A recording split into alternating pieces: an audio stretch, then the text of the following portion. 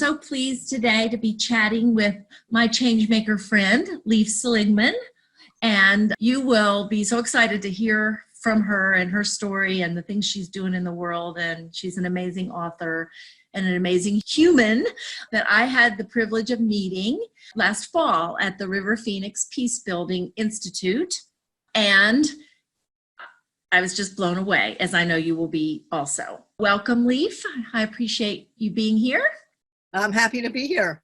That was a big build-up, though, so I hope I... Oh, I should have done a lot more than that. I'm just trying to be brief.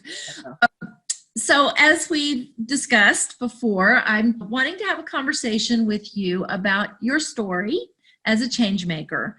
And I'm framing the questions around our Blue Roads slogan, Homegrown Solutions for a Patchwork World.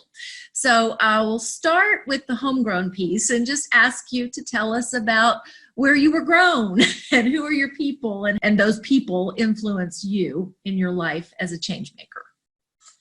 Well, I am homegrown I grew up in Nashville, Tennessee, or really in Brentwood, which is 8 miles south of Nashville. And I'm 61, so we give a little historical perspective. So I grew up, my childhood would have been, really the 60s. And so for me, absolutely in terms of what informs me as a change maker or as a human being, growing up in really the tail end of the Jim Crow South in the civil rights era was profoundly important that was the air that I breathed. The other air that I breathed is that wonderful line of Flannery O'Connor's of the Christ haunted South. I think that I really felt that sense of haunting. So I grew up in a Reformed Jewish home. It was very progressive politically and religiously. Again, we were Reformed, so a fairly assimilated kind of life.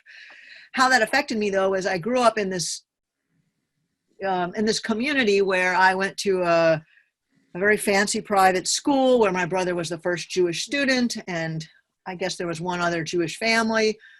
And I encountered there certainly the fact that it was really kind of a waspy white flight school. So I had very early lessons in what racism and systemic racism looked like, how it played out. Because of the family I grew up in, I was really aware that in the school that I went to, everyone was white except the 2 custodians who were referred to as Willie and Bill. And every other adult in the school, probably even the white lunch ladies, were Mr. or Mrs. or Miss. And that was a really early lesson. So I grew up in the era where in 5th grade, my dad brought me the memoir of Coretta Scott King. And I was so excited. It tells you something that I was a 5th grader who was excited to have the memoir of Coretta Scott King. And I read it, and I wanted to give my oral book report on that book. And my very lovely homeroom teacher, who is the wife of a young Episcopal priest, pulled me aside and said, "You may give that oral book report to me privately at my desk." 2 years before, when I was in 3rd grade, which I believe would have been maybe 1967 or 8, I wanted to do a report on Martin Luther King Jr. because our 3rd grade class had the privilege to give the assembly for the whole school. It was K through 8. And the teacher picked 6 students in her 3rd grade class that were, I guess, fairly articulate. And she invited us to write a report on our favorite famous person. And then we would get to, at the school assembly, stand up and, read our report. Now, I instantly said, well, I want to do my report on Martin Luther King Jr. because he was absolutely my hero. And I can't remember, I'm trying to think, I think it might have been, he was still alive at the time. I think he was, because I think he died maybe later that year, the next year. And so there was this young girl in the class who said right away, we were standing right by the 3rd grade teacher, because she asked, now, Martha, who would you like to do? And she said something like Thomas Jefferson. And I said Martin Luther King. And this little girl said, well, if Leif does a report on that communist nigger riot maker, my father will pull me out of this school so fast you won't believe it. And he's the vice president of such and such a bank, and he's on the board of the school. And I just looked at this kid, and I was blown out, one, by the use of the N-word, and also, he wasn't a communist, and he wasn't a riot maker. And I thought, okay, well, she can't help herself. She's grown up around a family that is ignorant, despite the fact that, of course, her father was, in fact, a vice president of a bank. So they were educated, ignorant people. Mm-hmm. But I thought for sure the teacher will see the inherent injustice of her remarks. Mm-hmm. And my third grade teacher, who was a lovely woman, older now, probably my age, you know, when you're 8 or 9, Mrs. Folk said, well, Leaf, I think it would be better for both you and the school if you choose someone else. And I would say that might have been the birth of the Changemaker. Uh-huh. This little 8 or 9-year-old thought, it's one thing for an ignorant kid, but how could you, reasonable adult, betray me like that?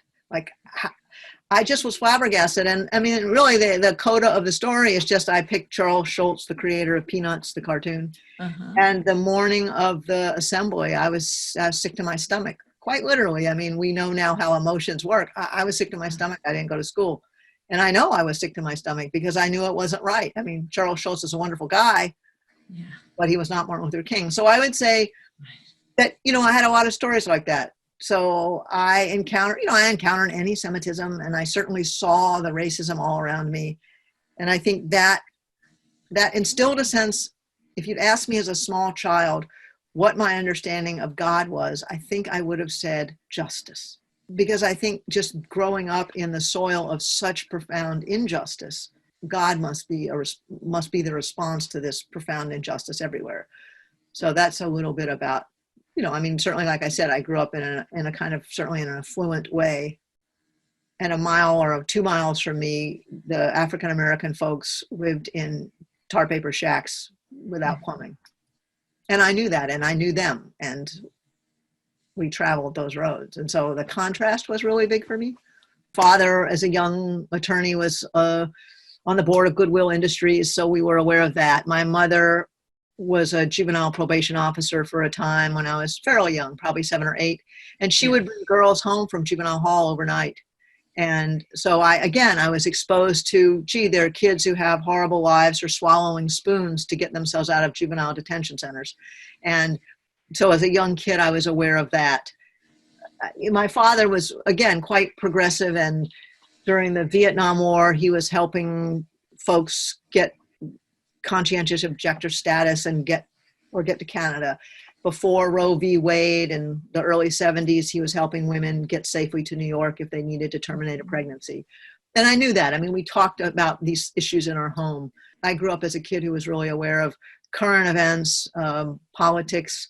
I think what informed me as a very young child was a sense of outsiderness, that I felt quite like an outsider. Part of that was feeling like I was a boy. I was supposed to be a boy, and I was in a girl body. Part of it was that we were Reformed Jews, but my cousins, my father had one sister, my aunt, and she and her 4 children and her husband were conservative Jews.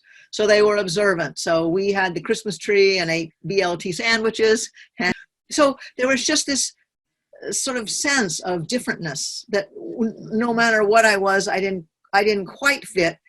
And really what I think that did is it made me interested in other people who didn't quite fit. And it made me think about who else is invisible. When I was 12, my mother took me to a play at the state prison. And I mean, again, how many 12-year-olds are enraptured by a play at the men's prison? But I was. And so, and I had that kind of family that my mother would think to say, hey, some of the men in the prison are putting on a play. Would you like to go? Mm-hmm. I was that kind of kid who said, yes. Moving into that solutions kind of quadrant, thinking about yourself maybe on the younger part of your life, and you were starting clearly to have this sense of injustice in the world, and you were having conversations about it. How did you, or what did you choose to work on as soon as you felt like you had the wherewithal to do anything, or talk about it, or take action on things? Were there things early on that you felt like you could do? One thing I did as a child is I wrote. That was which certainly has become a way for me to put my voice in the world. And I did start writing as a child. And the very first short story I remember writing had to do with racism, and injustice. So yeah, I think that was a voice. I was a pretty loudmouth kid in that private school. I mean, I got shut down in 3rd grade, but in 7th grade, I wrote a long paper about comparing the Boston Massacre with the shootings at Kent State. And I luckily had a progressive young history teacher who let me do that. that was not the kind of paper students wrote in that school. And Right. I would say mostly what I did is I didn't have any solutions yet. I just tried to pay attention to the world, and Mhm. I started reading a lot more and trying to speak up some, but I can't Right. think of anything. Well, actually I can. I take it back. I started writing letters to the editor, to the Nashville Tennessean or the Nashville Banner. We had a morning and an evening paper. And I became quite a serious letter writer. And they had I think it was the Nashville Tennessean. I could be wrong, but they had a deal where if you wrote a really good letter to the editor, they gave it 3 stars.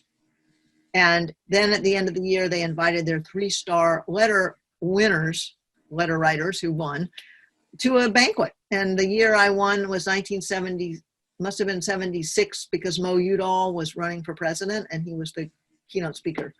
And I wrote about pretty heavy duty issues. So I remember I wrote about prison reform. I wrote about drunk driving. I wrote about homophobia before we had that word, but I certainly was wrote about.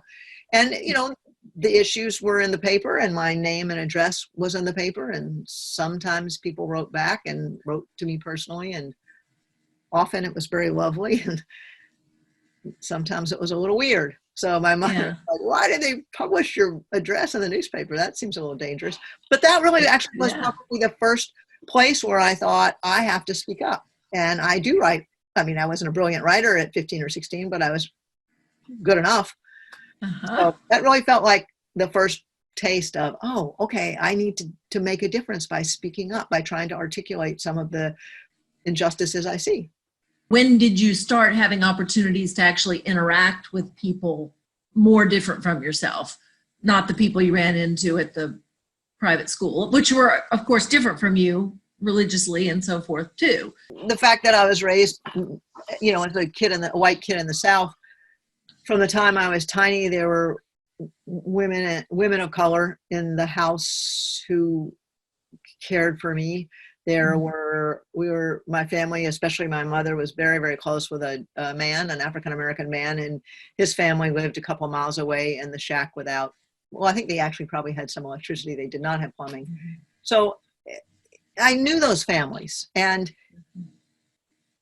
so it was clear to me really from the time I was 3 in the arms of a brown woman who if I have an image of Mother Mary, the mother of God, I always talk about Sarah Cunningham as Mother Mary, Sarah Cunningham, because I really imagine if there is such a figure, that was her. She embodied that great maternal God love. And so I was always around people who are different. So when I was 13, I spent a summer as a kind of junior counselor at a camp for children who are blind and visually impaired. When I was 15, it was a camp for children who were deaf and had hearing impairment or hearing loss. So, and again, there were vast differences in terms of class and, well, I'd say class and color as well. So I certainly did. So that was part of what was interesting about my upbringing is, yes, I went to school with the white children of doctors and lawyers and business people and professionals. And I went to that world knowing I wasn't that I was a spy, but I understood that I think of myself as someone who translates the metaphors, that I have transgressed and transcended boundaries in my life quite a lot. And I have moved sort of across the borders of different kinds of people and subgroups. And I think that really did start in childhood. And I don't mean this in a self-aggrandizing way. I just think I was wired to be attuned to those things, to notice in a way that other people are gifted with wonderful musical talent, which I was not. But I was gifted with the capacity to really pay attention to what was going on and be curious, even as a kid, which is why I wrote about, so what is the life of this 12-year-old girl that my mother brought home from juvenile court? What is the life of this person who has developmental disabilities? What is it like for those kids who live on Hardscuffle Road? What a great name, Hardscuffle Road. You know, what's it like to live in a tar paper shack, and when it's cold in the winter, even in Tennessee, it gets cold in the winter and you have to go outside to do your business in the outhouse. And, you know, when the friend of the gentleman I referenced, the African-American man, he had 4 children and his daughter got pregnant at 16. I was always thinking about, wow, what are other lives like? And what are the conditions that create those lives? So I just think that was just, that feels like a big part of what informed whatever path I'm on. My family also invited people of different cultures and from different countries. They entertained all the time. And so they would bring people who might be visiting from universities or whatever. So it just felt like, despite the fact that I was primarily surrounded by white upper middle class Protestant people, very clearly got, oh, they are not the world. They simply think they're in charge of the world. In your nature and your upbringing, you were wired very early on to relate to people different from yourself. Wondering if there are places in your life that you have found talking across difference more challenging. I can go into a prison, and I've volunteered and taught and led programs in prison, off and on over 30 years. And I can identify with people who've done hideous things. I've sat with people who've committed murder and who've committed rape and everything in between. And I can find the spark of the divine in them. But boy, listening to some of these impeachment hearings early on in the work with the prison, my challenge was to find myself in the correctional officers. Correctional officers are not a monolithic group, but I might go into the employee parking lot and see bumper stickers politically extremely conservative and hold views really different than my own. I was like, can I find myself in that person? And so for me, yes, if you said, where would the hardest conversations be? Certainly to some degree across political lines. Although I think the larger issue wouldn't necessarily be someone just maybe who votes differently than me, because I can understand that we might share a common value and have a different strategy or believe that this policy is a better way to address that. So Right. If I want educational equity, I might think it looks like this and you might think it looks like that. But what we both want is for all children to get a high quality education. I think where I really struggle the most is with people who may appear not to care or aren't able to be self-reflective and think about what is it in my story that informs my perspective. People who might not be curious. I think that's the much harder part. I mean, I have been able to have political conversation. The 3 friends I have who I know voted for Mr. Trump in 2016. They're all bright, interesting people, and we're friends, and I care about them. So even though we have political differences, but I know they care greatly about the world. And so I think I have a harder time maybe with folks who would say, like, I can understand hunting, although it's not in my value system. I get that people do it. So, but I think about the hunters I know who would say, well, yes, of course, there's a moment that pains me when I stop a life to feed my family. Right. It's the person who might say, well, why would it bother me to go shoot an animal? It's just a thing. That's where I'd have trouble. When I meet people who might be, in quotes, politically really progressive, but if they sort of thingify conservative Republicans or evangelical Christians or any other group, that's just as offensive. It's like, whoa, how do I make a bridge? Right. Because for me, everybody is my spiritual kin. And as we all know, who have families, we don't always like our cousins, but they're our cousins. And that's how I feel. Like I have everybody, I'm connected to everybody. It doesn't mean I like everybody. And it also means that the minute I just sort of disparage or say that being has no worth, whether it's a tree being or an animal or a human being or the river, then I'm guilty of what I don't want to be part of, which is to devalue another being. I'm hoping what I do by being curious is I invite reflection.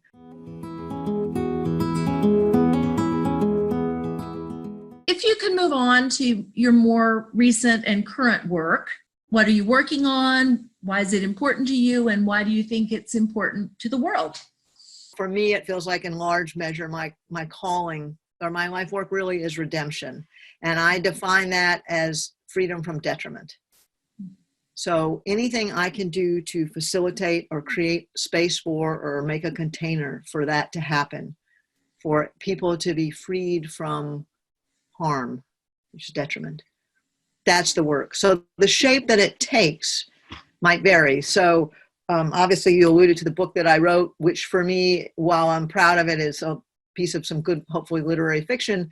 It really is as much important to me that it's a tool for engagement, that it's a meaningful way to engage people in conversation around issues of how we other each other, how we, make each other other, or marginalize each other, or exclusive of one another, how we exploit, how we harm, how we don't see. So that feels like a piece of the work. The other sort of focus of my life has been teaching.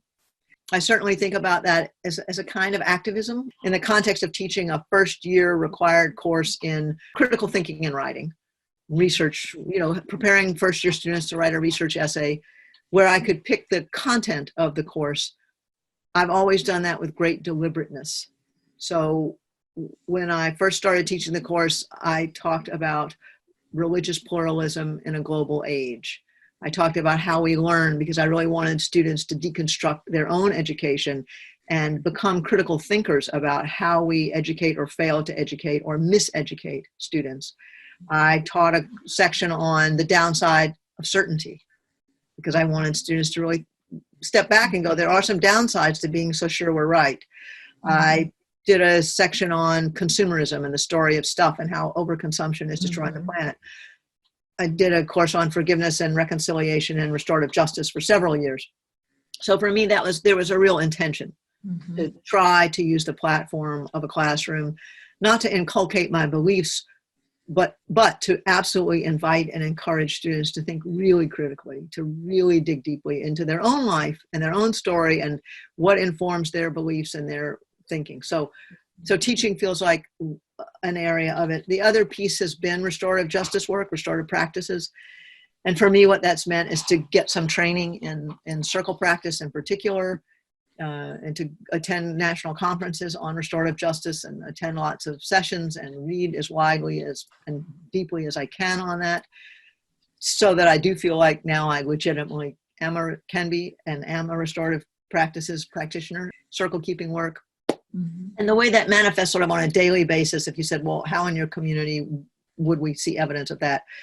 I started with two other women, an adult diversion program. After I worked for a couple of years in a local juvenile court diversion program. So that also felt to me like it felt like in a way, a kind of change makery role, because when I stepped into the process, there was certainly a kind of whiff of restorative justice that informed it, but the juvenile diversion program used kind of panels, and the kid who'd gotten in trouble sat, and then there these adults sit on the other side of the table, and I was like, no, circle process, restorative justice, circle up, So I feel like that was a way that I could impart those values and make change in my community that way. So having done that, then I realized there's no adult diversion program for people who've committed fairly minor offenses.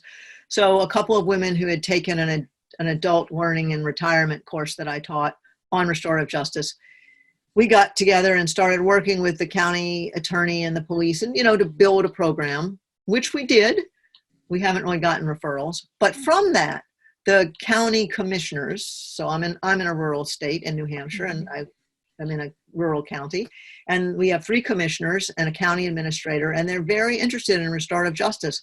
So we've been meeting now for probably a year and continue to move closer to, and now I think we're meeting actually in another week or so, 10 days, to talk about, there might be some budget available to have some restorative practices within the context of the criminal justice system here.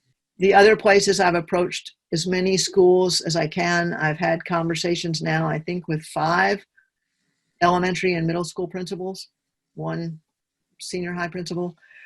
And, and I keep circling back. I wish I could tell you that, oh boy, I've been just consulting with all of them. But I've been, that's the work I do in the world, as I go and I say, I'm available as a resource. What's going on in your school? What are the challenges? And then I try to be curious and then offer back and say, here's some things that might help. I belong to a conversation on race in my community. So I do that. I'm starting next week. I'm going to a meeting, a new statewide, it's not really a coalition, but it's a statewide initiative on race and equity. And they're developing an action plan. So hopefully it won't just be more good-hearted people talking. a few years ago, I helped start a nonprofit that the goal of which at the time was to create a healing house for women coming out of the local jail. We didn't bring that to fruition because I realized early on that takes a lot of organizational capacity to do that. Yeah. But what we did end up doing is we created a mentorship program for women as they were coming out of the jail. So we ran that program, and the nonprofit was in existence for about 3 years, and then we sort of disbanded it. I'm just trying to be of use where my hands are. So in my community, I would say it's largely around, the idea of redemption. So I've been on quite a few committees or task forces or whatever around behavioral health. People seem to, it's sort of like who invites me to their table. So behavioral health, substance misuse, and that kind of was an outgrowth of the nonprofit. I guess I believe in ground up solution, from the ground up. So from the inside. So I'm always saying to teachers when they'll say, well, yes, this is nice in theory, Leaf, but if I have 25 pupils, 25 kids in the classroom in my 4th grade classroom, and somebody's acting out, and I'm trying to realize that the person is really asking for help, and I need to be curious about the child's unmet need in that moment, but I've got 24 other kids, what do I do with them? And I always say, why don't you circle them up with the child who's needing some help? Why don't you tap the wisdom in the room? They might be 8. That does not mean they're not full of wisdom. They have more wisdom in their bodies because they haven't had it all drained out yet. And so I think that's the thing I realize about solutions is I don't want to be the very person I'm critiquing. I don't want to come in and go, I have the solution for you. If you just had a little restorative practice, your school would run better. Far be it from me to say it. What I can do is say, let me invite you into thinking about this. Let's go back to your own childhood. Let's go back to your own experiences. What made you want to become an educator, and what's it like now? Because most of the people I meet who are teachers and administrators say, wow, when I was in school, I had this wonderful notion of I was going to help children and be that wonderful teacher like I had. And gosh, now it's a struggle and it's not like that. And we don't have time to do whatever because we have to teach the test or we have to do whatever. And so I want to be really thoughtful about solutions and who do they belong to. And I've been reading this book. I do just want to say this because it goes super relevant to the conversation. I'm reading this wonderful book, Winners Take All. Oh, I've heard of that. Yeah, the elite charade of changing the world.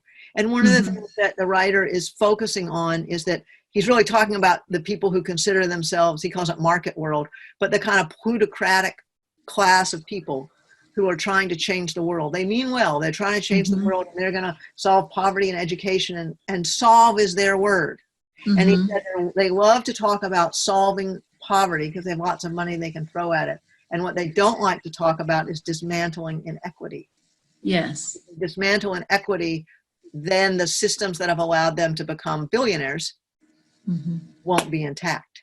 And so they're not going to critique. They're not going to have that critique because it will dismantle their lives and their livelihood. And so when I think about solutions, I want to not fall into the camp of well-meaning, privileged people who come in on a white horse. Can I help you listen more carefully for the solutions that you need to come up with for your school that belong to you? And but the kids have to be at the table.